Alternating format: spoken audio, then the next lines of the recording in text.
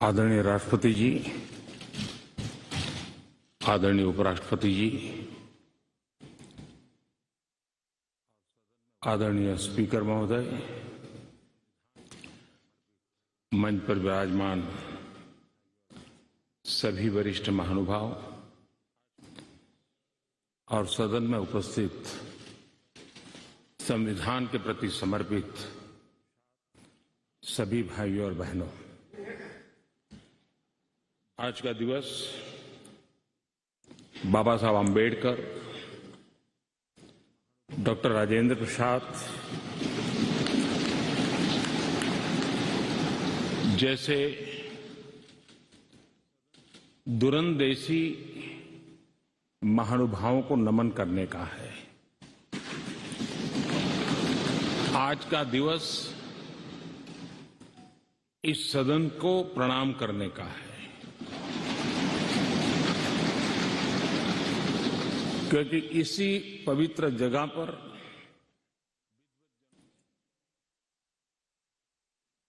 महीनों तक भारत के विद्वज्जनों ने, एक्टिविस्टों ने देश के उज्जवल भविष्य के लिए व्यवस्थाओं को निर्धारित करने के लिए मंथन किया था और उसमें से संविधान रूपी अमृत हमें प्राप्त हुआ है, जिसने आजादी के इतने लंबे कालखंड के बाद हमें यहां पहुंचाया है। आज पूज्य बापू को भी नमन करना है। आजादी की जंग में जिन जिन लोगों ने अपना बलिदान दिया, अपना जीवन खपाया, उन सबको भी नमन करने का यह अवसर है। आज 26/11 हमारे लिए एक ऐसा दुखद दिवस, जब देश के दुश्मनों ने देश के भीतर आकर के मुंबई में वैसी आतंकवादी घटना को अंजाम दिया। भारत के संविधान में सूचित देश के सामान्य मानवी की रक्षा की जिम्मेवारी के तहत अनेक हमारे वीर जवानों ने उन आतंकवादियों से लोहा लेते लेते अपने आप को समर्पित कर दिया, सर्वोच्च बलिदान दिया। मैं आज 26/11 को उन सभी बलिदानियों को भी आदरपूर्वक नमन करता हूं।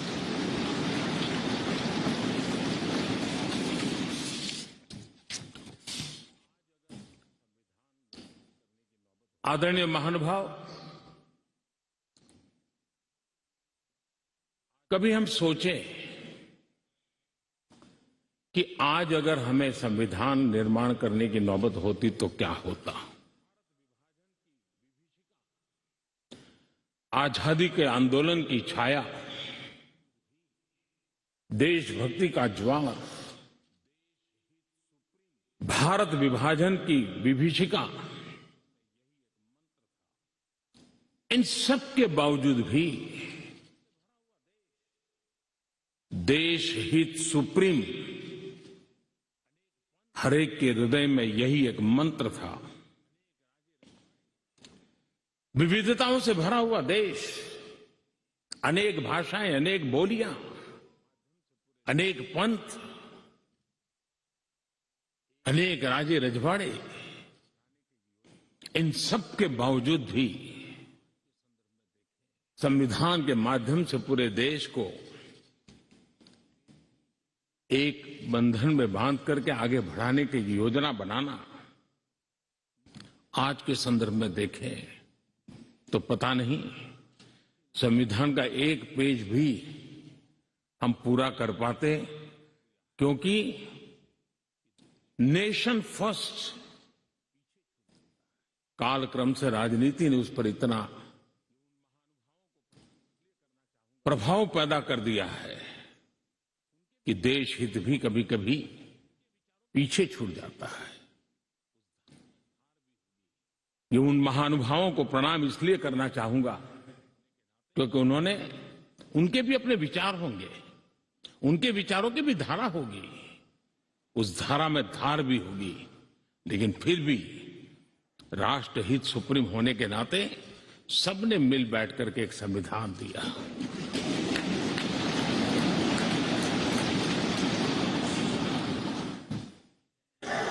साथियों, हमारा संविधान ये सिर्फ अनेक धाराओं का संग्रह नहीं है। हमारा संविधान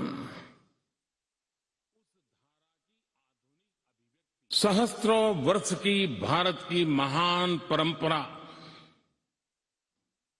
अखंड धारा,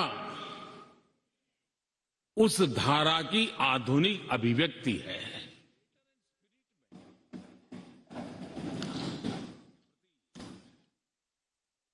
और इसलिए हमारे लिए लेटर एंड स्पिरिट में संविधान के प्रति समर्पण, और जब हम इस संवैधानिक व्यवस्था से जनप्रतिनिधि के रूप में ग्राम पंचायत से लेकर के संसद तक जो भी दायित्व निभाते हैं, हमें संविधान के लेटर एंड स्पिरिट को समर्पित भाव से ही हमें अपने आप को हमेशा सज्ज रखना होगा। और जब ये करते हैं तो संविधान की भावनाओं को कहां चोट पहुंच रही है उसको भी हम नजरअंदाज नहीं कर सकते हैं। और इसलिए इस संविधान दिवस को हमें इसलिए भी मनाना चाहिए कि हम जो कुछ भी कर रहे हैं वो संविधान के प्रकाश में सही है कि गलत है, हमारा रास्ता सही है कि गलत है। हर वर्ष संविधान दिवस बनाकर के हमने अपने आप को मूल्यांकन करना चाहिए। अच्छा होता देश आजाद होने के बाद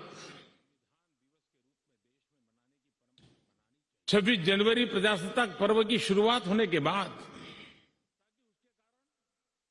हमें 26 नवंबर को संविधान दिवस के रूप में देश में मनाने की परंपरा बनानी चाहिए थी,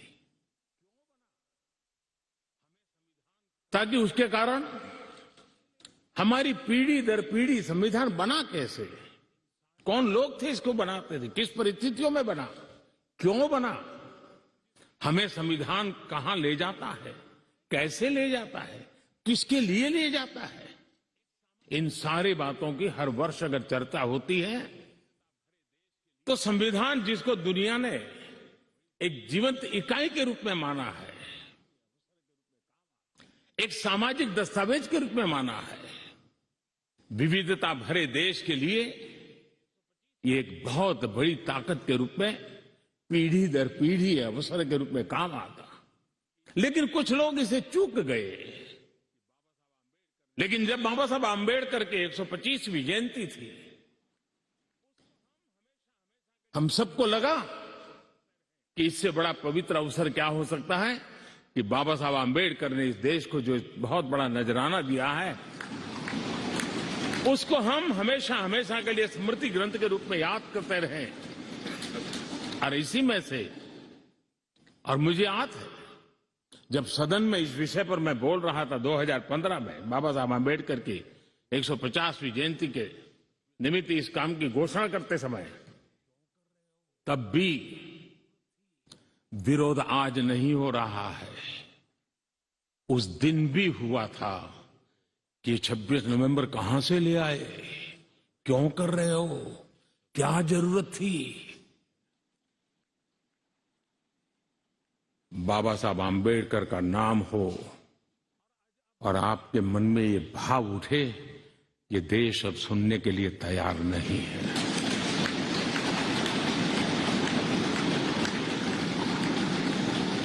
और आज अब भी बड़ा दिल रख करके खुले मन से बाबा साहब आम्बेडकर जैसे मनीषियों ने देश को जो दिया है, इसका पुण्य स्मरण करने की तैयारी ना होना, ये भी एक चिंता का विषय है।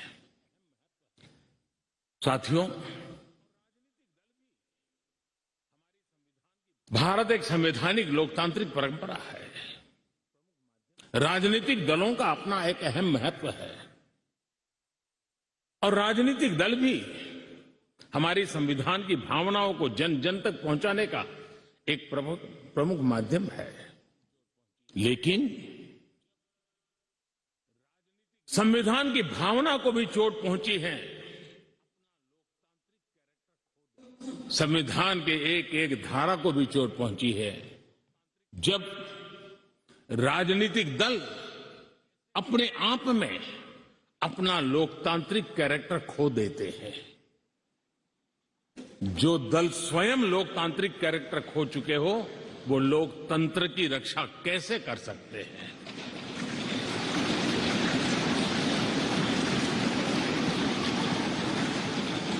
आज देश में कश्मीर से कन्याकुमारी, हिंदुस्तान के हर कोने में जाइए, भारत एक ऐसे संकट की तरफ बढ़ रहा है जो संविधान को समर्पित लोगों के लिए चिंता का विषय है, लोकतंत्र के प्रति आस्था रखने वालों के लिए चिंता का विषय है, और वो है पारिवारिक पार्टियां।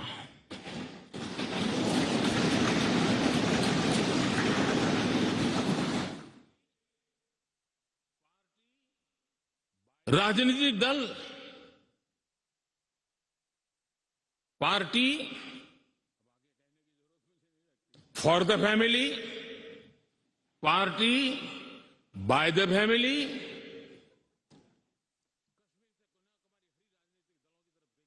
अब आगे कहने की जरूरत मुझे नहीं लगती है।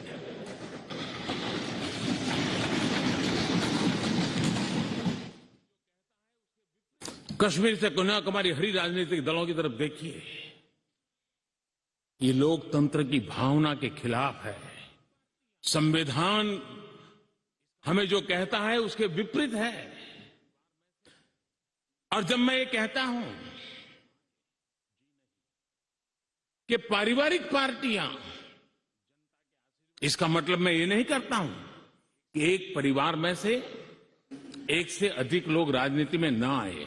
जी नहीं, योग्यता के आधार पर, जनता के आशीर्वाद से किसी परिवार से एक से अधिक लोग राजनीति में जाएं, इससे पार्टी परिवारवादी नहीं बन जाती है। लेकिन जो पार्टी पीढ़ी दर पीढ़ी एक ही परिवार चलाता रहे, पार्टी की सारी व्यवस्था परिवारों के पास रहे, वो लोकतंत्र, स्वस्थ लोकतंत्र के लिए सबसे बड़ा संकट होता है। और आज संविधान के दिवस पर संविधान में विश्वास करने वाले, संविधान को समझने वाले, संविधान को समर्पित सभी देशवासियों से मैं आग्रह करूंगा कि देश में एक जागरूकता लाने की आवश्यकता है। जापान में एक प्रयोग हुआ था। जापान में देखा गया कि कुछ ही पॉलिटिकल फैमिली ही व्यवस्था में चल रहे हैं, तो किसी ने बीड़ा उठाया था कि वो नागरिकों को तैयार करेंगे और पॉलिटिकल फैमिली के बाहर के लोग निर्णय प्रक्रिया में कैसे आए। और बड़ी सफलतापूर्वक 30-40 साल लगे, लेकिन करना पड़ा। लोकतंत्र को समृद्ध करने के लिए हमें भी हमारे देश में ऐसी चीजों की ओर जाने की आवश्यकता है, चिंता करने की आवश्यकता है, देशवासियों को जगाने की आवश्यकता है। उसी प्रकार से हमारे यहां भ्रष्टाचार, क्या हमारा संविधान भ्रष्टाचार को अनुमति देता है? कानून है, नियम है, सब है, लेकिन चिंता तब होती है कि जब न्यायपालिका ने स्वयं ने किसी को अगर भ्रष्टाचार के लिए घोषित कर दिया हो, भ्रष्टाचार के लिए सजा हो चुकी हो, लेकिन राजनीतिक स्वार्थ के कारण उसका भी महिमा मंडन चलता रहे, भ्रष्टाचार को नजरअंदाज करके सिद्ध हुई हकीकतों के बावजूद भी जब राजनीतिक लाभ के लिए सारी मर्यादाओं को तोड़कर, लोक लाज को तोड़ करके उनके साथ बैठना उठना शुरू हो जाता है, तो देश के नौजवान के मन में लगता है कि अगर इस प्रकार से राजनीति के क्षेत्र में नेतृत्व करने वाले लोग भ्रष्टाचार में डूबे हुए लोगों की प्राण प्रतिष्ठा कर रहे हैं, मतलब उनको भी वो रास्ता मिल जाता है कि भ्रष्टाचार के रास्ते पर चलना बुरा नहीं है। 2-4 साल के बाद लोग स्वीकार कर लेते हैं कि हमें ऐसी समाज व्यवस्था खड़ी करनी है। क्या समाज के अंदर भ्रष्टाचार के कारण कोई अगर गुना सिद्ध हो चुका है तो उसको सुधरने के लिए मौका दिया जाए, लेकिन सार्वजनिक जीवन में प्रतिष्ठा देने की जो स्पर्धा चल पड़ी है, ये मैं समझता हूं अपने आप में नए लोगों को लूटने के रास्तों पर जाने के लिए मजबूर करती है, और इसलिए हमें इससे चिंतित होने की जरूरत है। यह आजादी के 75 साल है, यह अमृतकाल है। हमने अब तक आजादी के 75 साल दरमियान देश जिस स्थिति से गुजरा था, अंग्रेज भारत के नागरिकों के अधिकारों को कुचलने पर लगे हुए थे, और उसके कारण हिंदुस्तान के नागरिकों को उसके अधिकार मिले, इसके लिए लड़ना बहुत स्वाभाविक था और जरूरी भी था। महात्मा गांधी समेत हर कोई भारत के नागरिकों को उनके अधिकार मिले, इसलिए वो लड़ते रहे, ये बहुत स्वाभाविक है। लेकिन ये भी सही है कि महात्मा गांधी ने आजादी के आंदोलन में भी अधिकारों के लिए लड़ते लड़ते भी देश को कर्तव्य के लिए तैयार करने के लिए लगातार कोशिश की थी। उन्होंने भारत के नागरिकों में उस बीज को बोने की लगातार कोशिश की थी कि सफाई करो, प्रौढ़ शिक्षा करो, नारी सम्मान करो, नारी गौरव करो, नारी को एम्पावर करो, खादी पहनो, स्वदेशी का विचार, आत्मनिर्भर भारत का विचार, कर्तव्यों की तरफ महात्मा गांधी लगातार देश को तैयार करते रहे। लेकिन आजादी के बाद महात्मा गांधी ने जो कर्तव्य के बीज बोए थे, वो आजादी के बाद वटवृक्ष बन जाने चाहिए थे, लेकिन दुर्भाग्य से शासन व्यवस्था ऐसी बनी कि उसने अधिकार अधिकार अधिकार के ही बातें करके लोगों को एक ऐसी अवस्था में रखा कि हम हैं तो आपके अधिकार पूरे होंगे। अच्छा होता देश आजाद होने के बाद कर्तव्य पर बल दिया गया होता तो अधिकारों की अपने आप रक्षा होती।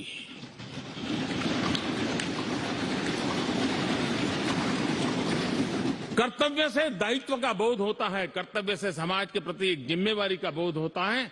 अधिकार से कभी कभी एक याचक वृत्ति पैदा होती है कि मुझे मेरा अधिकार मिलना चाहिए, यानी समाज को कुंठित रखने की कोशिश होती है।